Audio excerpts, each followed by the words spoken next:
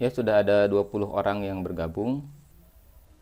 Untuk yang sudah bergabung duluan, silahkan dibaca dulu bahan ajar yang sudah Bapak sediakan di LMS ya. Kemudian jangan lupa mengisi daftar hadir, karena kehadiran kalian itu bergantung pada form yang kalian isi.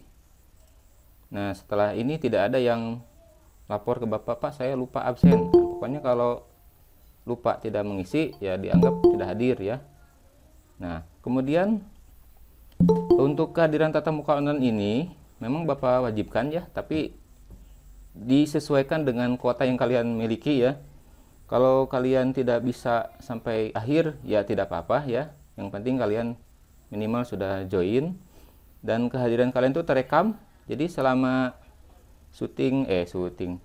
selama pembelajaran online ini Bapak rekam ya di sini semua aktivitas di layar conference ini Bapak rekam. Nanti yang nggak kebagian online ke sini bisa untuk nonton lagi ya di YouTube channel,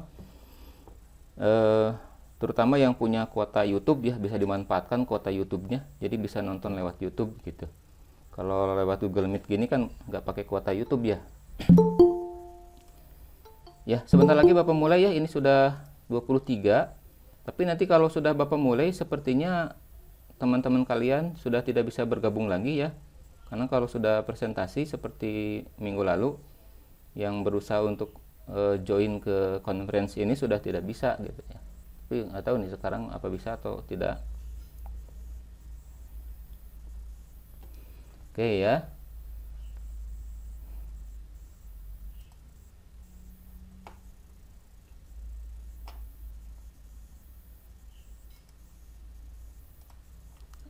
KM ada hadir? Barangkali ada KM? Kalau tidak ada wakilnya, KM atau wakilnya, tolong mic-nya diaktifkan. Silakan dipimpin doa dulu ya.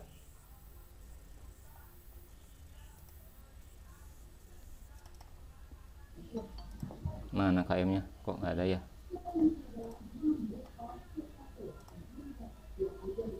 KM-nya sudah hadir? Sudah, Pak. Ada ya. Silakan dipimpin doa ya. Ya. Sebelum melaksanakan kegiatan pembelajaran, alangkah baiknya kita berdoa. Berdoa menurut kepercayaan masing-masing dipersilahkan.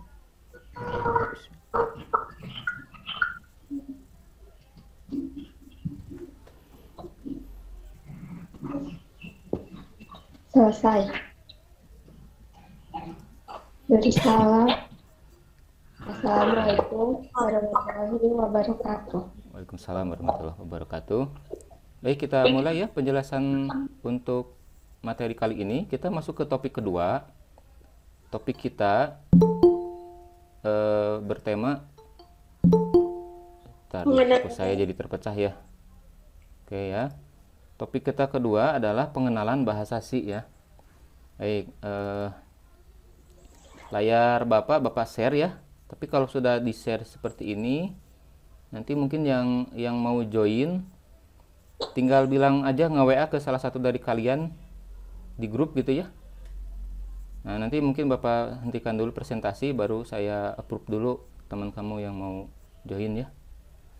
Soalnya kemarin kalau lagi presentasi tidak ada yang bisa masuk gitu ya, atau apa memang karena Bapaknya lagi presentasi tidak boleh diganggu atau bagaimana ya. Yang mudah-mudahan hari ini bisa gitu ya. Oke,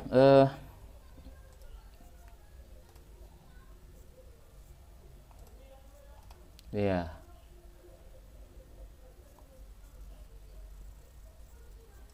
Bismillahirrahmanirrahim.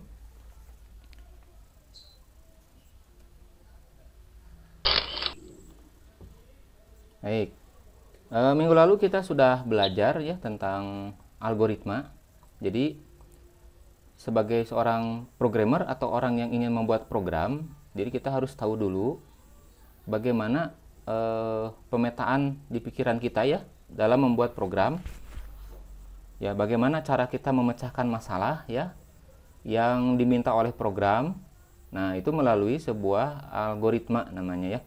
Nah, dengan algoritma itu adalah pijakan awal kita sebagai seorang programmer ya untuk membuat atau untuk nanti menyusun program.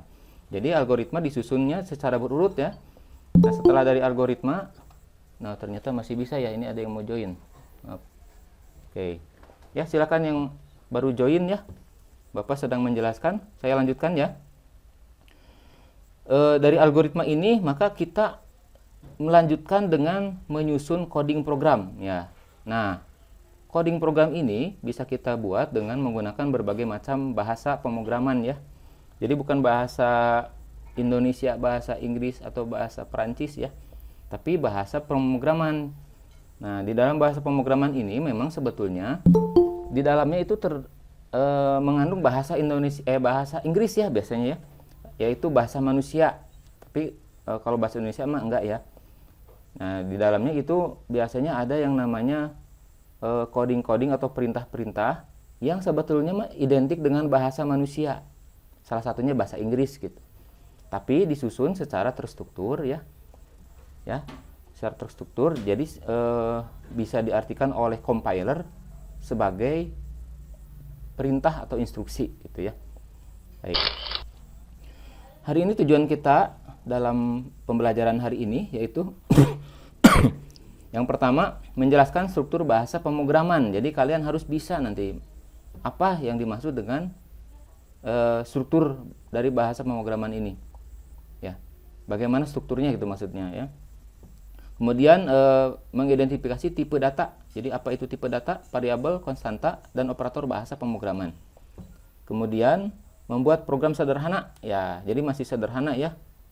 Nah, nanti di akhir semester kita akan membuat program yang agak itu ya, agak repot juga ya, agak rumit gitu ya. Baik.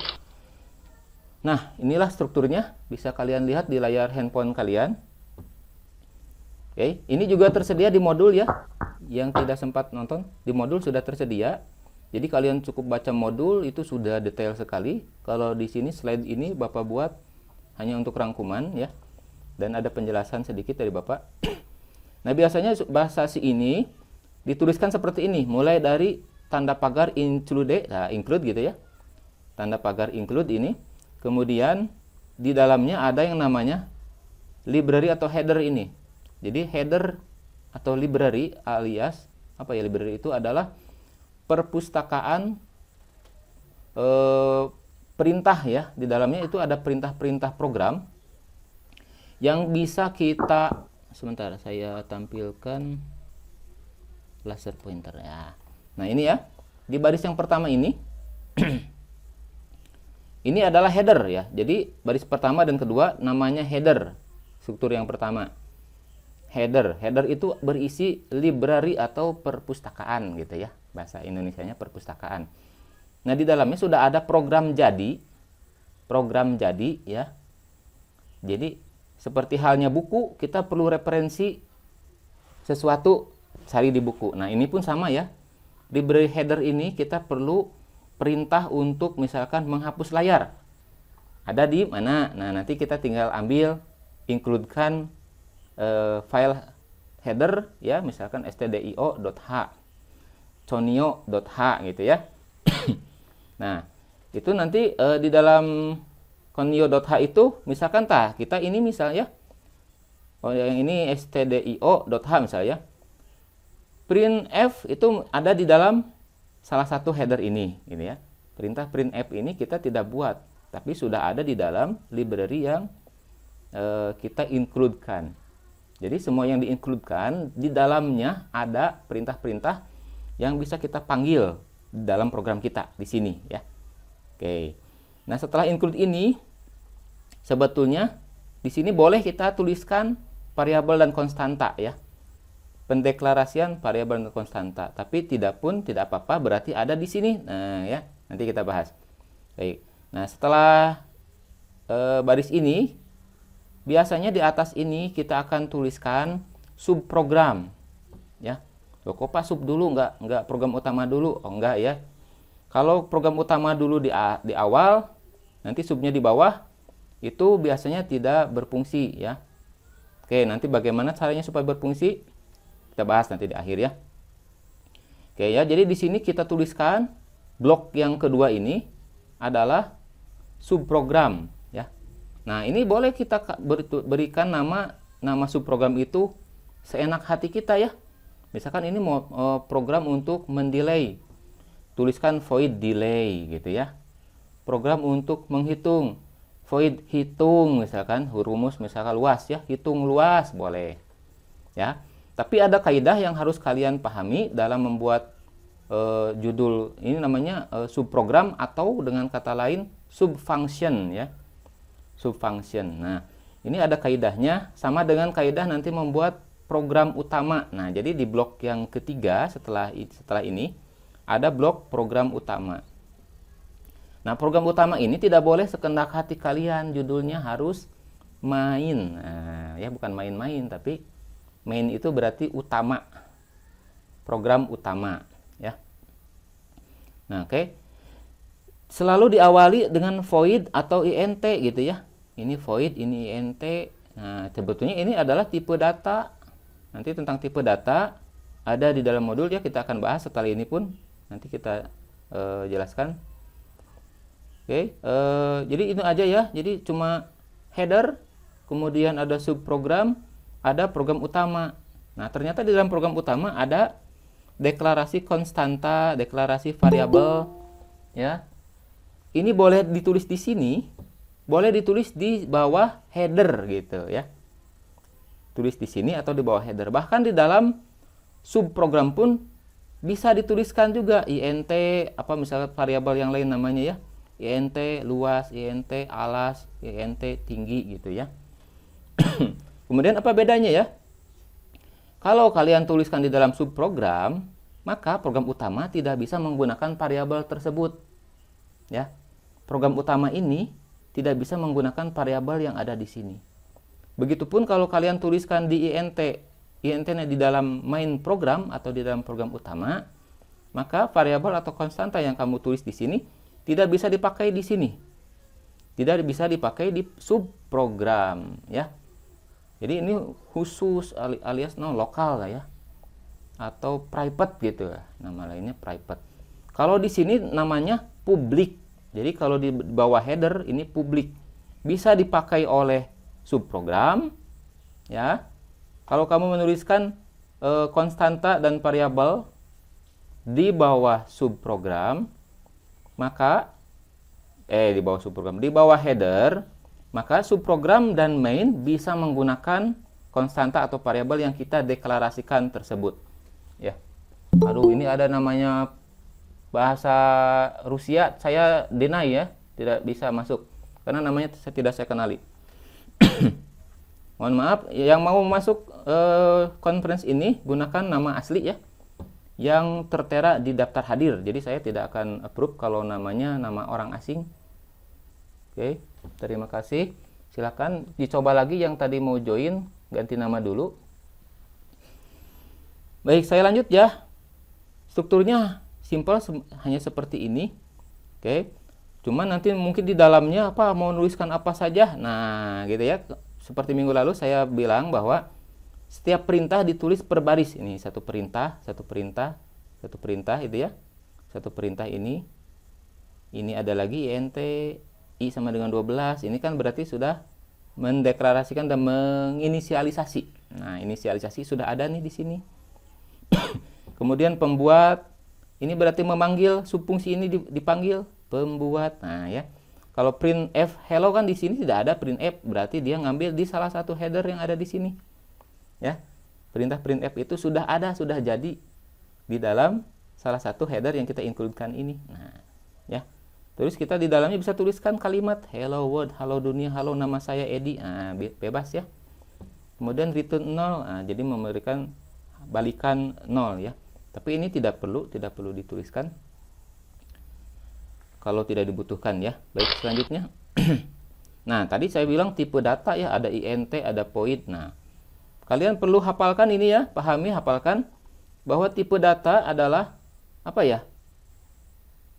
Penamaan atau ya tipe-tipe variabel atau konstanta yang bisa kita gunakan di dalam program ya. Semua punya aturan ya. Kalau kita menentukan int luas, oh berarti dia adalah integer. Lebar data yang bisa ditampung oleh int luas tadi adalah 2 byte. Mulai dari negatif 32.768 sampai dengan 32.767. Nah, gitu ya. Kalau char, oh lebih kecil lagi. Char itu hanya 1 byte. Nah, 1 byte, 2 byte. Nah, itu akan belajar nanti di pelajaran dasar listrik elektronika ya. 1 byte ini yang penting kalian paham. Lebarnya adalah rentang ya, rentang nilai dari negatif 128 sampai dengan positif 127 ya. Rentang nilai itu ya. Maka itu disebut 1 byte, namanya char. Nah, oke. Kemudian int dari negatif segini ya, tadi sudah Bapak sebutkan sampai segini. Nah, kemudian float dan double masing-masing 4 byte dan 8 byte. Dua-duanya ini khusus untuk menyimpan data yang memiliki pecahan desimal ya. Jadi ada koma-komanya. Negatif 3,4 kali 10 pangkat min 38 ya. Sampai dengan negatif 3,4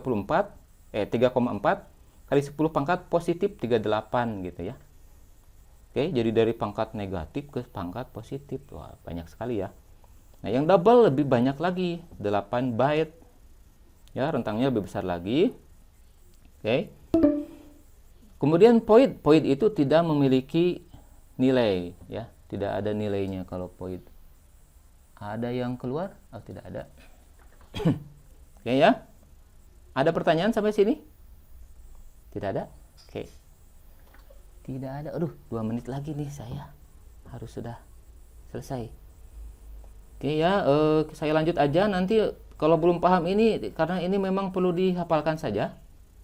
Kalian nanti ketika ingin membuat rumus luas, oh luas itu alas kali tinggi, ada koma-komanya tidak? Kalau ada ya pakai float atau double, kalau tidak ada ya pakai integer, itu berarti bilangan bulat. Nah, bagaimana kalau ingin lebih besar lagi Pak? Aduh Pak, angkanya kayaknya lebih dari 127. Tapi kalau yang ini terlalu besar, 32.000. Nah, ini bisa kita gunakan unsigned, ditulisnya ya. Unsigned char. Nah, ya. Nanti rentangnya mulai dari 0 sampai 258. Dua kalinya ini ya. 256 ya. Oke, 0 sampai 256. Atau 255 ya, Bapak lupa ya. Kalau nggak salah 0 sampai 255 ya, betul ya. Karena rentangnya hanya 256. 1 byte itu 256 ya. Nah, maka angka yang muncul memungkinkan adalah 0 sampai 255. Kemungkinan angka yang bisa muncul di dalam variabel atau konstanta yang bertipekan char ya. Oke. Kalau int ingin yang unsigned int juga ada unsigned int, unsigned integer. Nah, ya. Mulai dari 0 sampai, coba ini kali 2 aja lah, kurangi 1 ya. Ya, gitu ya. Kemudian plot pun sama. Kalau plot ada unsigned plot ya, tapi jarang dipakai ya.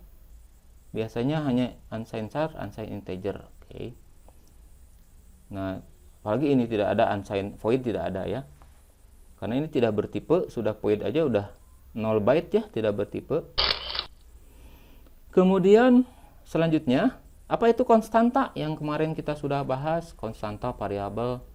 Nah, sekarang lebih spesifik lagi ya.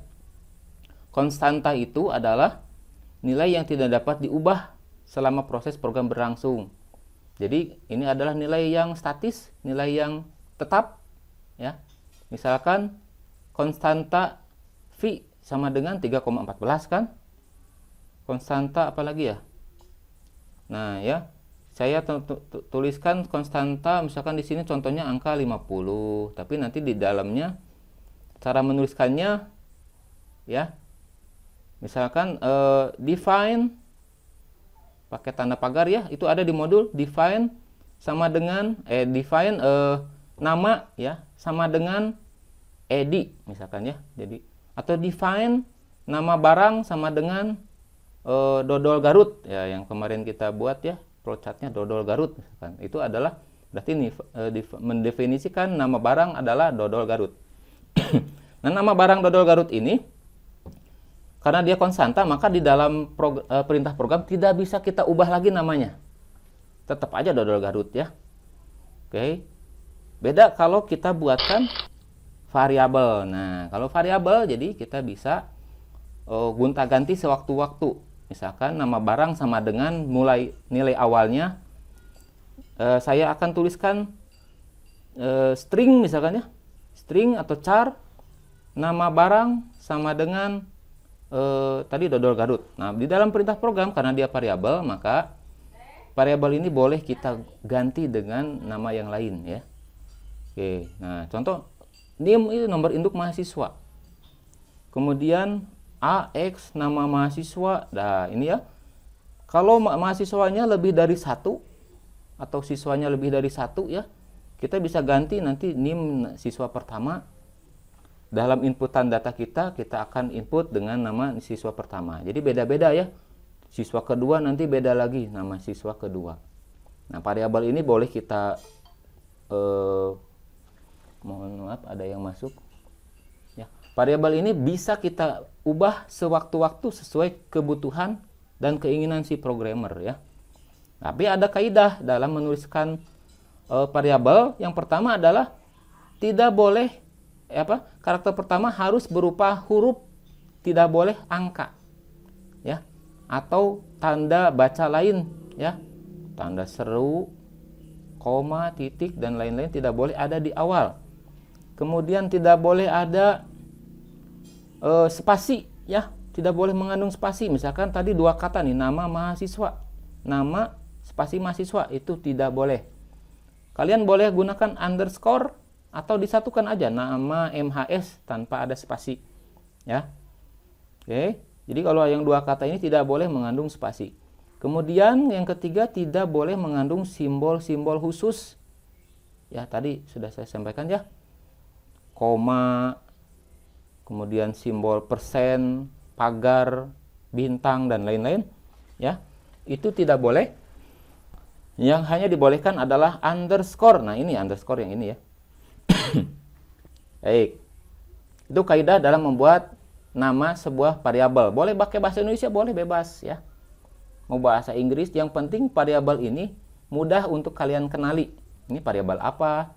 Kalau harga barang jangan kamu tuliskan yang lainnya. Harga barang misalnya kamu tuliskan H aja, kan bingung H itu apa ya.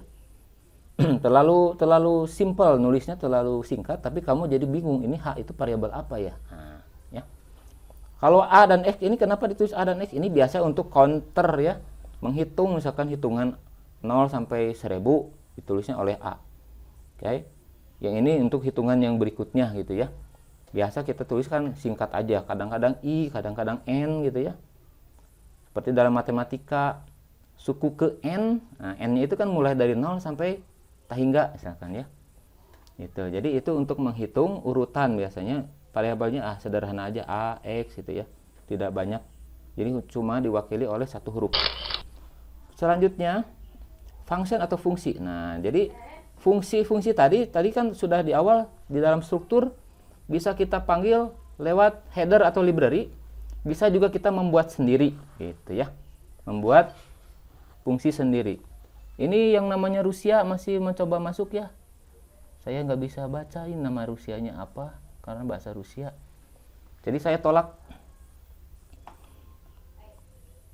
Dan ngeyel udah 3 kali ya berusaha masuk. Saya udah tolak 3 kali juga. Oke ya. Jadi fungsi merupakan bagian yang terpisah dari program dan dapat diaktifkan atau dipanggil dimanapun di dalam program ya. Bisa di dalam header kan ada fungsi kita panggil di dalam program yang kita buat. Oke. Nah, yang tersedia misalkan tadi ada printf, scanf, getch, ini tidak perlu dideklarasikan. Karena kita hanya perlu mengincludekan saja, diincludekan tadi di file header. Ya. Kemudian ada juga fungsi yang perlu dideklarasikan karena akan kita panggil di dalam subprogram, di dalam program utama ya. Maka kita akan tuliskan subprogram ini. Kalau subprogram dituliskan di bawah program utama, di bawahnya nih ya, subprogram isinya kita tuliskan di bawah program utama, maka fungsi-fungsi yang kita tuliskan di bawah tadi harus juga kita tuliskan ya, awalannya saja, misalkan nama fungsinya misalkan int delay. Int delay ini harus kita tuliskan di atas program utama. Namanya adalah function prototype ya, istilahnya. Oke, nanti kita kembali lagi ke slide yang struktur tadi ya. Ntar saya balikan dulu ke struktur. Kemana struktur? Struktur. Nah. Ya, oke. Nah, misal yang ini ditulisnya di bawah int main di bawah di sana ya. Di dalamnya ada isinya printf create by bla bla bla gitu ya. Nah, karena dia tulis di bawah maka oleh int main itu akan error. Nah, perlu kita kopas void pembuat kurung buka kurung tutup titik koma di sini. Kopas di sini dituliskan tanpa isi ini ya. Namanya function prototype. Jadi hanya prototype aja karena isinya ada di bawah main ya. Seperti seolah-olah ini ditulis 2 kali. Yang pertama ini lengkap, ditulis di bawah. Yang kedua hanya void pembuat kurung buka kurung tutup titik koma, sudah tanpa ada kurawal-kurawal, tanpa ada ini. Ditulisnya di atas di sini. Nah, ya. Jadi double kan 2 kali. Nah, makanya supaya tidak membuat function prototype ini sebaiknya subprogram dituliskan di atas main, di atas program utama ya, kan supaya tidak 2 kali. Cuman kadang-kadang ada saja nanti error Pak, ini nggak bisa dipanggil ya. Wah ya, nah kamu harus bikin function prototype ya. Bayangkan kamu punya subprogram banyak, misal ada 10 subprogram saling manggil-memanggil tuh. Subprogram kedua memanggil subprogram pertama, ketiga memanggil kedua, keempat memanggil yang ke satu lagi misalkan ya. Sampai nanti urutannya kamu bingung mana yang memanggil yang mana, sehingga ternyata yang memanggil itu memanggil program yang ada di bawahnya yang memanggil gitu ya. Nah, kalau ada di bawahnya maka di atasnya harus kita membuat function prototype. Pusing ya. Nanti sambil jalan ya. Nanti yang Bapak jelaskan kalau kamu sudah mengalaminya, insya Allah kalian akan lebih paham lagi ya. Oke, balik lagi ke slide nomor berapa tadi?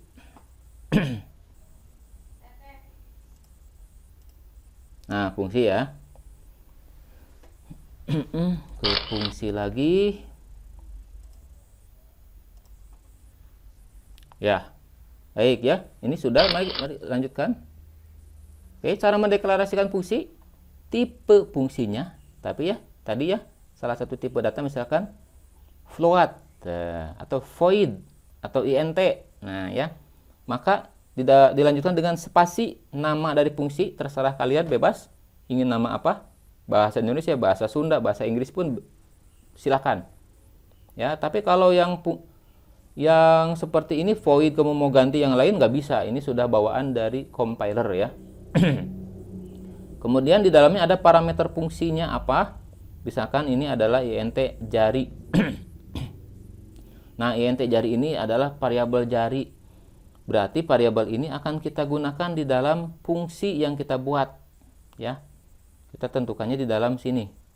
Oke.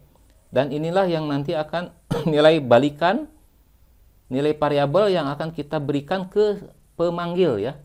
Nanti ada program yang memanggil fungsi ini, maka nilai balikan atau nilai yang akan kita berikan kepada yang memanggil adalah nilai jari. Nah, kalau void kan tanpa balikan, maka di dalamnya juga tidak pakai apa-apa, kosong, atau boleh juga ditulis void lagi ya, void spasi tampil dalam kurung void tutup kurung titik koma. Nah, jadi satu perintah selalu diakhiri dengan titik koma. Nih ya, strukturnya seperti ini. Tipe fungsi, spasi nama fungsi, dalam kurung parameter fungsinya apa, tutup kurung titik koma. Kalau tidak ada parameter maka kosongkan, boleh seperti ini ya. Dan bisa lebih dari satu. Parameter fungsinya lebih dari satu, int x, int y, berarti ada 2 variabel yang akan kita tadi fungsi balikannya ada 2 gitu ya. Kemudian operator, apa sih operator? Operator itu namanya tanda lah, tanda proses, tanda perintah ya. Kalau dalam matematika ada yang namanya operator aritmatika ya. Kemudian ada juga operator penugasan, itu berarti tanda sama dengan ya. Nanti ditugaskan bahwa nilai nilai sama dengan 100, berarti nilai ini diberikan angka 100 gitu ya. Diberikan angka 100, namanya operator assignment ya. Variabel nilai sama dengan 100, berarti nilai diberikan angka 100. Nah, itu namanya operator assignment. Kemudian ada operator aritmatika, seperti kalian ketahui ada perkalian, penjumlahan, pembagian ya. Nah, kalau perkalian tidak ditulis X tapi ditulis bintang. Makanya tadi tidak boleh variabel dengan didahului tanda ini. Ya. Variabel didahului atau berisi tanda-tanda ini itu akan error ya. Karena variabel tanda baca seperti ini ada bintang, garis miring, persen, plus, min ya. Itu adalah untuk operator matematika, menyatakan ini adalah proses perhitungan matematis ya, aritmatika. Oke. Bintang untuk perkalian, garis miring untuk pembagian, persen untuk sisa pembagian. Misalkan 9 bagi 2 hasilnya berapa? 9 bagi 2 ya, 9 bagi 2 itu hasilnya 4. Sisa berapa? Sisa 1. Nah, jadi 9% 2 hasilnya adalah 1. Ya, kalau 9 bagi 2 hasilnya 4 ya. 9 bagi 2 ini 9 garis miring 2 hasilnya sama dengan berapa? 9 bagi 2 4 ya. Nah, kalau 9% 2 hasilnya 1. Jadi sisa hasil pembagian 9 dengan 2. 9 bagi 2 kan 4, sisanya 1. Nah, berarti 9% 2 sama dengan 1. Nah, kalau penjumlahan, pengurangan sama ya, seperti biasa. Cuma ini mungkin notasi yang baru buat kalian ya, persen, kemudian bintang ya. Oke. Ada lagi operator hubungan perbandingan, kurang dari X kurang dari Y itu ya. Kurang dari sama dengan, nulisnya seperti ini. Kurang dari sama dengan X kurang dari sama dengan Y gitu kan. Lebih dari seperti biasa ya. X lebih dari Y. Lebih dari sama dengan ya, disatukan lebih dari sama dengan. Kemudian sama dengan. Nah, kalau sama dengan harus double sama dengannya, sama dengan nulisnya ya. X sama dengan Y. Oke. Ini biasa kita tuliskan di mana?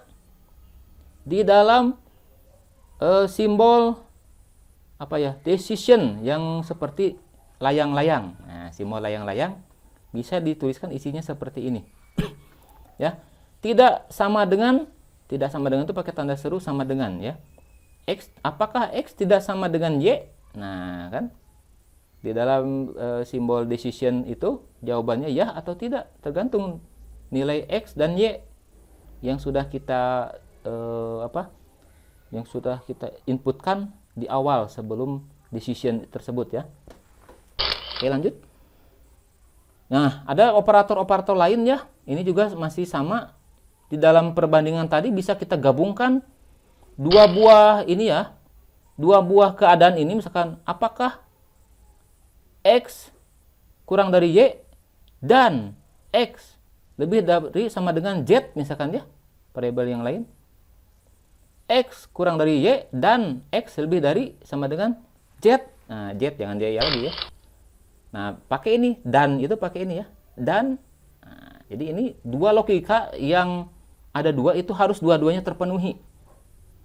Nah, kalau kita ganti, misalkan yang tadi, apakah X kurang dari Y atau ya, X lebih dari sama dengan Z. Nah, kalau atau berarti salah satu saja terpenuhi, maka logikanya dianggap benar, ya, jawabannya ya gitu ya. Nah, kalau atau menggunakan garis berdiri seperti ini, ya. Kemudian kalau ini untuk kebalikannya, apakah X tidak sama dengan Y, gitu ya. Tidak sama dengan, pasti pakai tidak begini ya. Ini berarti simbol not ya. Nah, sama seperti yang ini tah. Nah, X tidak sama dengan Y. Gitu. Oke. Operator yang selanjutnya bitwise. Nah, bitwise itu adalah untuk menggeser bit ke kiri atau ke kanan ya. Kalau simbolnya seperti ini berarti dia geser ke kiri. Tergantung di sini ada angkanya berapa ya. Oke, misalkan atau ada variabel data siku kiri 2. Misalkan oh datanya geser ke kiri 2 bit. Jadi seluruh bit yang ada di dalam data itu digeser. Apa itu bit?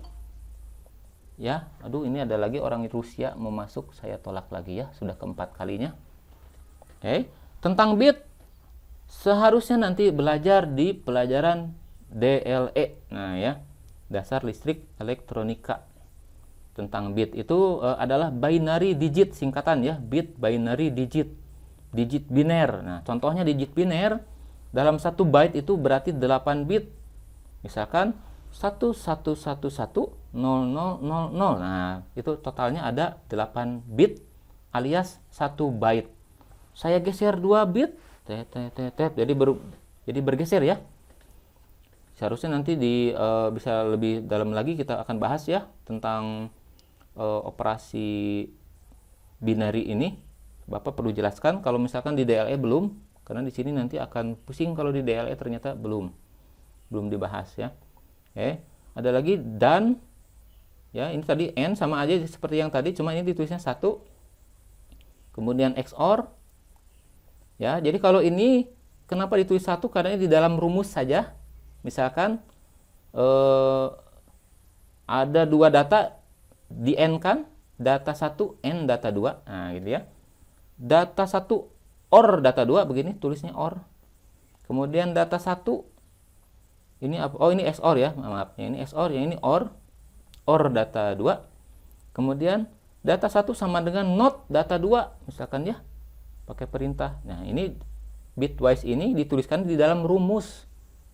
Ya, berbeda dengan yang tadi sebelumnya dituliskan di dalam decision.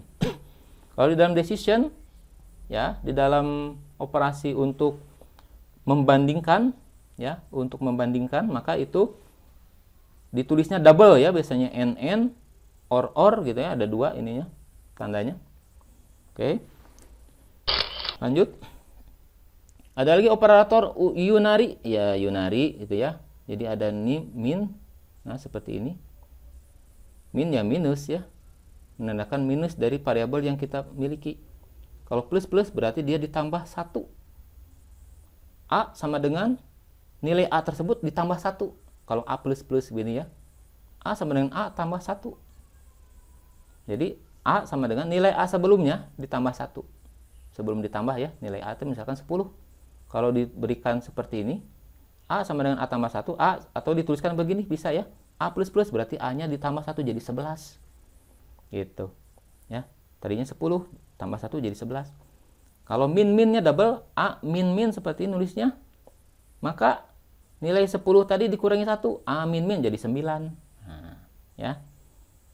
Kalau siklus ini berulang terus, ulang lagi, maka min lagi sekali pengulangan 1 kali dikurangi 9, 8, 7, 5, 6, 3, 2, 1, 0. Nah, itu bisa kita gunakan, manfaatkan untuk membuat countdown. Nah, tulis nanti ada angka yang berkurang.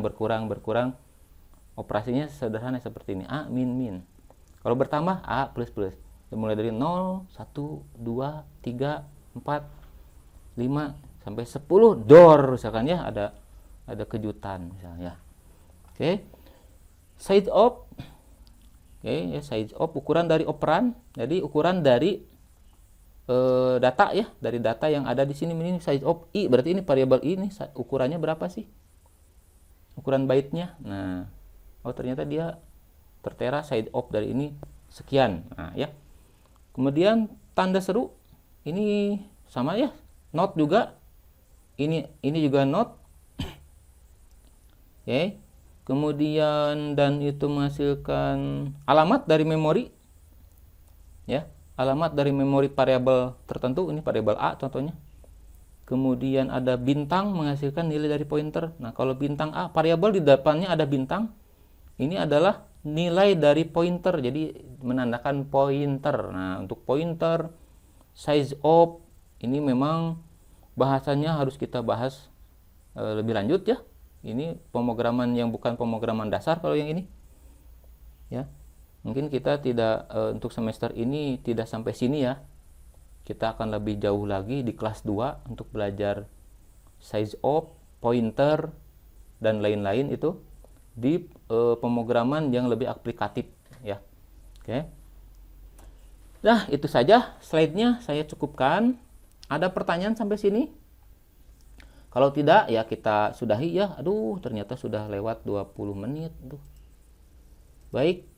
Kalau tidak ada pertanyaan, saya akan akhiri ya. Ternyata saya pikir bisa cepat untuk menjelaskan, tapi ternyata mohon maaf ya, melebihi target.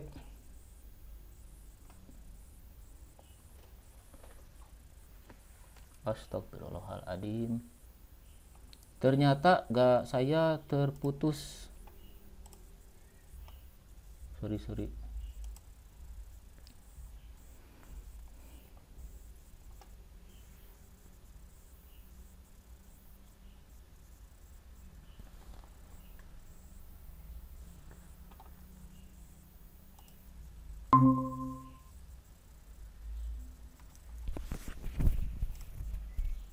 Assalamualaikum. Halo.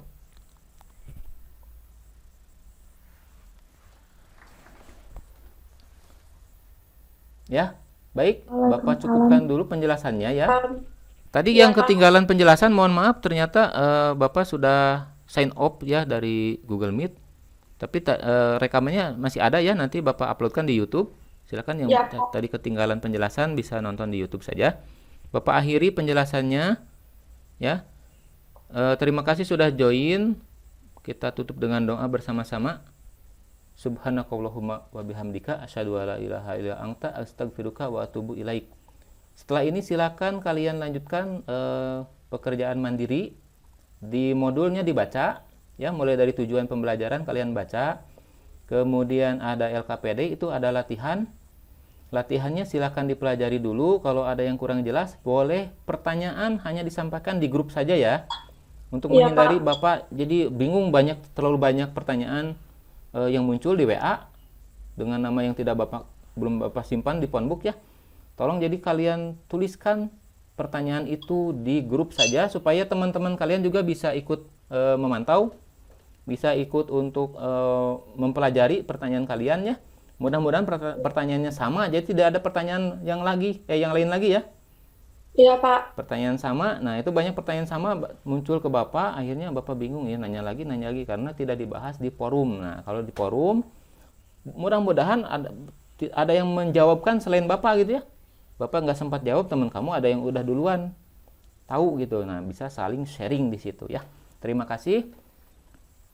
Ya, silakan. Setelah itu nanti kalau LKPD-nya sudah, boleh kalian kerjakan kuis ya, ada kuis juga ya.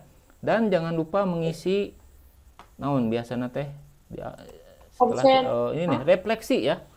Absen dan refleksi tolong diisi. Terima kasih. Wabillahi taufik wal hidayah. Wassalamualaikum warahmatullahi wabarakatuh. Waalaikumsalam warahmatullahi wabarakatuh.